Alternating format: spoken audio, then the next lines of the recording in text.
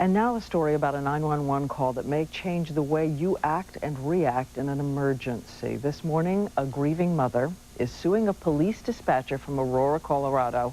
It's a wrongful death lawsuit. Susan Duval claims the dispatcher, Jeanette Price, did not react or send police quickly enough to stop her daughter's abduction and ultimate murder. Dismissing Duval's own desperate 911 call and one from an eyewitness who phoned in earlier. The calls have now been released, and we want to tell you more about this young woman whose name is Lay to Win. For the 21-year-old young woman, it was what she had feared. In 2001, her former fiancé, Omar Green, showed up at her workplace just as he'd threatened. A male eyewitness sensed terrible danger and called the 911 dispatcher. He jumped through her window while she was squealing away. He's still in the car with her. Okay, but are they yelling and screaming at each other? Are they talking? Are they fighting? I think he's just telling her what to do. Incredibly, the dispatcher told him to call back.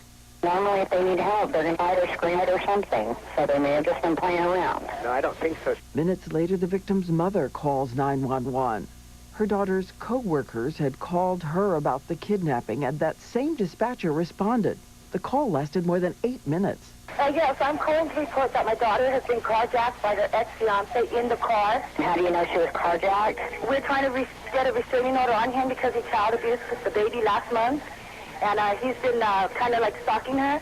Okay, the thing is, we don't know exactly what's going on. I talked to somebody, she wasn't fighting, she wasn't struggling, she didn't yell at anybody. Right, yeah, but I guess she tried to escape from him, but he still got into the car. Okay, but we haven't even talked to her. Does she have a cell phone or anything? No, she doesn't. What the problem is he's been stalking her.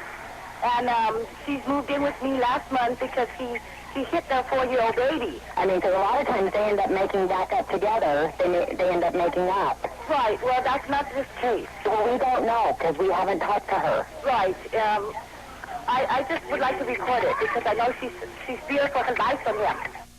According to the new lawsuit, the dispatcher sent out only a low-priority call to police, who showed up nearly 1 hour after the call. They were too late. The next day, the young woman was found murdered in her car, her former fiancé convicted of killing her. And he has now been sentenced to life in prison. Joining us is that mother, Susan Duval, and she's joined by one of her attorneys, Greg Gull, representing her in the wrongful death lawsuit. And thank you. I know that was hard to watch, and watching you turn away.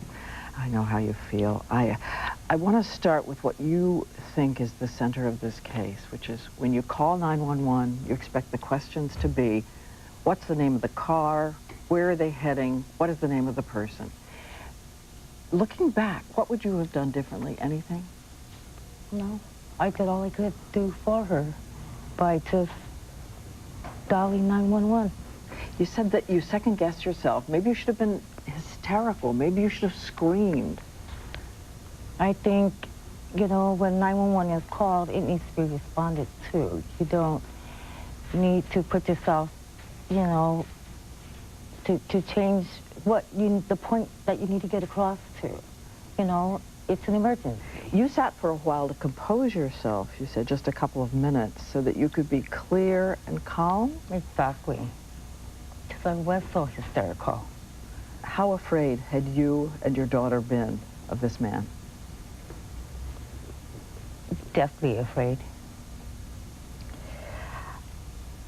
We counted, Mr. Gold, 11 times this dispatcher asks, is she fighting? Is she yelling? Is she fighting? Is she yelling? As you know, the dispatcher has been reprimanded, but the department says that she has to do that. She has to keep asking that and make judgment calls about whether she sends police or not, that they only have a finite amount of resources. Is this a fair response from them?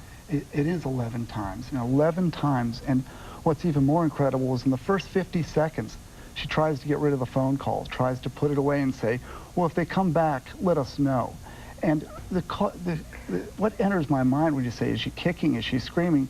I've been carjacked before. You have been? And so the first thing they tell you, I mean, the bad guys say, don't kick, don't scream, don't yell. And I don't think that's the telltale sign in terms of someone's being abducted. You have a situation in this case where they report that he jumped into the window. The tires are screeching. He's running away. They know that it's a restraining order. And they know that she fears for her life. And they spend a considerable amount of time asking about whether they're kicking and screaming, whether they even know each other, too. Ms. Duvall, as we know, this is an uphill battle for you because in Colorado you can't sue the government. Only for willful and wanton disregard can you bring an individual case as you're doing. And we should tell everybody that this is $150,000 is the cap on what you can win. This isn't about the money for you. Why are you going to these lengths? Because the people need to know. I mean, to myself, my family, we feel she's as dangerous on the other end of the 911 call as any criminal is out there. And the one sentence lesson for everybody at home calling 911? Is get your point across. I mean, I don't think you need to prepare yourself before you dial those 3 easy numbers. They're always very hard to dial too, you know.